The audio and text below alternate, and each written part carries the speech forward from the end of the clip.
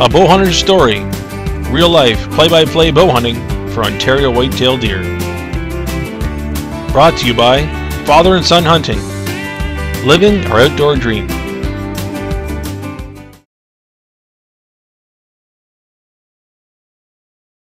So, welcome to Father and Son Hunting, Episode 3, a bow hunter story. So this final episode, we'll talk about what happened in December. And unfortunately for me, there wasn't a whole lot. I focused mostly on getting my son out hunting, and we had a great time. Unfortunately, we didn't see anything that he could shoot. But we did see some turkeys. It was kind of neat. One day in an afternoon hunt, probably about an hour before dark, about 8 turkeys came in and came right underneath the stand.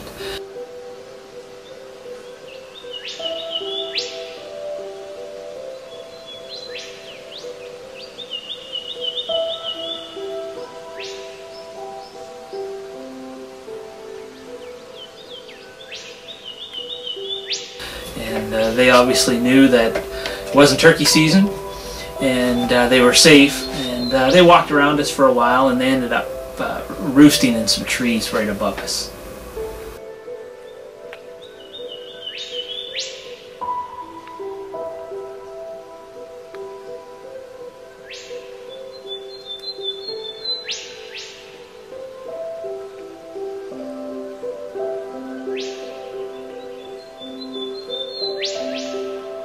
So as I said, there wasn't much else going on. I did still get some deer on my trail camera. I knew they were around, but it just it didn't work out for us. Weather was pretty crummy in December, and kind of affected how or when we could get out. Very windy, rain, not much snow, and it was fairly warm too, which didn't help. So Scott has asked that for episode 3 we talk about a few things about our hunting season.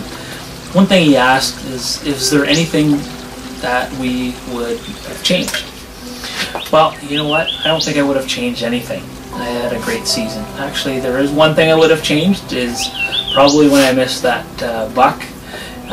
Relive that shot over and over again in my head. And would I change? How would I change it? You know what? I'd shoot about 5 inches lower, and it would have been a great shot. Oh well, it's one of those things. Another one of the things that Scott wanted us to talk about in episode 3 was equipment, and if there was any new equipment that we want or plan on getting for the next season. I was lucky enough at Christmas time. I got a new camera. Got the GoPro Hero 4 Silver Edition. It's awesome, so I'm really looking forward to getting some great video with this. One of the other things I wanted for next season was a new bow.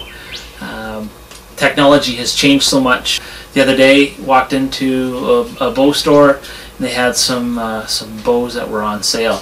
So I'm very happy to say that I got a brand new bow. I went with a PSE Drive LT, and just love it. And I'm really looking forward to using this for several seasons. Such an upgrade from my other bow. There is one last piece of equipment that I would really like, but I'm pretty sure that my wife wouldn't like it. As far as any other equipment, I think I'm set.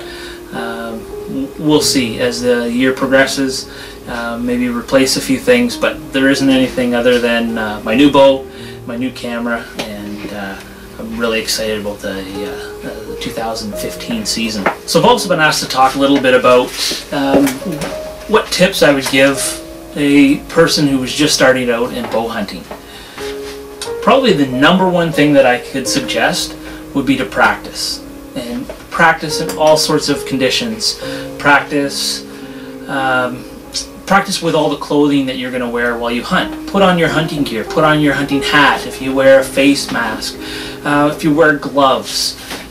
Practice with all that gear on, because it does make a difference. You want to be able to know how your clothing, your hunting clothes, restrict your movements. Is it noisy? Is it quiet? How you move, how you shoot, how it affects your shooting, your anchor points. All these things are important. So you want to make sure that, you know, when you're practicing, you put on that clothing and practice the same way you would hunt. If you're lucky enough to be able to shoot from a tree stand, that's great. Shoot at different distances. If you practice enough, those things will just come naturally when you're out there hunting. So when a deer comes out, or any other animal that you're hunting, that it's just instinctive, that you know how far away that animal is and how far away your target is, and you can make that great shot. The next thing I think that for anybody starting out in hunting is to ask permission to hunt. Go out to a place that you think that, you know, would be a good spot to hunt. Introduce yourself. Talk to them. Tell them you're a bow hunter. Sometimes people, if you ask them, "Oh, I don't allow any hunters out there." Sometimes people that own the property will let bow hunters out there. So explain to them that you bow hunt. Explain to them that you're an ethical hunter. You know, explain to them what bow hunting is, and maybe show them some of your equipment. Keep them posted. Talk to them what you see out there. What, like during the season, talk to them that, you know, if you've harvested an animal, talk to them about that. Tell them what you see. Find out if there's anybody else that's hunting out there for safety reasons, as well as, you know, if anybody's trespassing. Don't leave anything lying around. Don't cause damage to any trees. You know, just be polite and respectful of their property. Every year, drop them a note, a card or something, thanking them for allowing you to hunt on their property. That goes a long way. So another thing I'd like to recommend is you don't have to go and spend a ton of money on it. You can once you have a bow and some arrows and you practice, you feel you're good enough to get out and hunt, you don't have to have thousands and thousands of dollars worth of equipment. Start off small, build up every year. If you can, save up some money and buy some things every year that will help you in the hunt. As an example, this is my hunting jacket, my first hunting jacket that I wore for bow hunting. And you know what? It worked. And you know, you don't need really expensive gear to get out there. You want to be warm, you want to be comfortable, and if that's the case, then you're fine. You'll be able to, you'll hopefully have a successful hunt. And if you can, have a video camera out there to capture your hunts, parts of your hunts. A lot of in my previous episodes, I did a lot of recording using my cell phone. This is my bow mount camera. It's a small little wee camera that I purchased on the internet. I think it was $40. So you don't have to spend a lot of money to get out there and have fun and enjoy it. But like I said, you want to, if you can, upgrade as you go, but you don't need to drop a whole ton of money when you're first starting out. So I'd like to thank Scott and Len for putting this on Father-Son Hunting. I have had a lot of fun putting the episodes together. It's been great. So special thanks to Brad, Scott, Cindy, and Mark for letting me hunt on their property. A shout out to Brad, my friend Brad, for sharing his hunting tips and stories. So I also need to thank my wife for putting up with all my hunting gear lying around.